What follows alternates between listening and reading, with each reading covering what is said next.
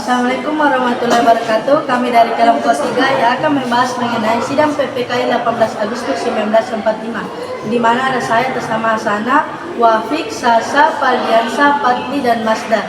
Saya persilakan kepada orang pertama, yaitu Sasa.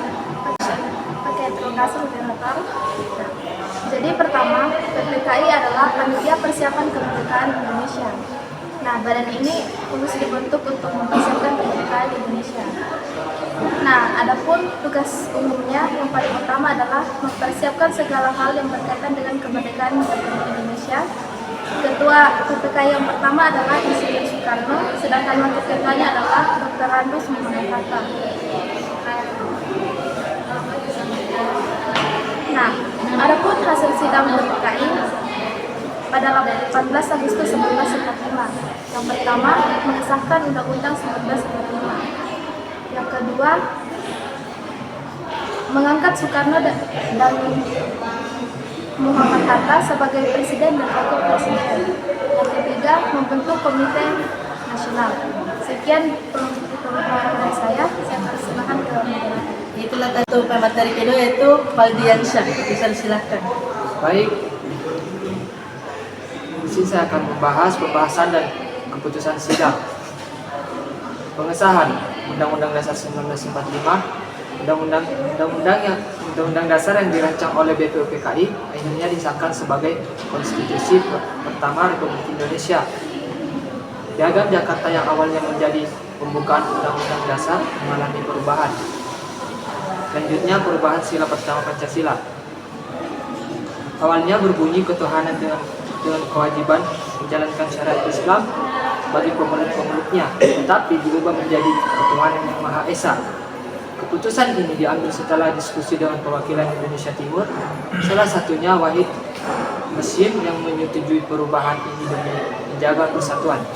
Sekian pemaparan dari saya kembalikan ke moderator.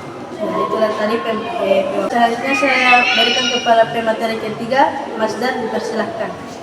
Baik, kepada moderator atas kesempatan yang telah diberikan.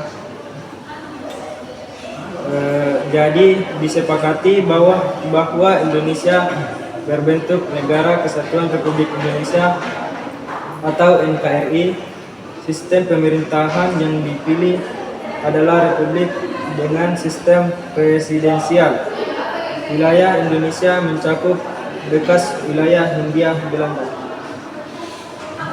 Baik, itu saja. Saya kembalikan kepada moderator. Itulah tadi pemaparan dari pemateri kita. Selanjutnya akan dilanjutkan oleh pemateri keempat, Patli, dipersilahkan. Oke, baik, terima kasih kepada moderator untuk waktu yang diberikan kepada saya. Jadi pada saat sidang pertama pada tanggal 18 Agustus 1945, yang dimana pemilihan presiden yang dilakukan secara musyawarah, dan pada saat itu presiden yang terpilih yaitu Insinyur Soekarno dan Dr. Randus Muhammad Hatta. Oke, baik, itu saja.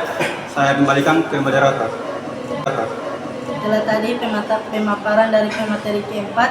Selanjutnya oleh pemateri kelima, yaitu Wafik, dipersilahkan.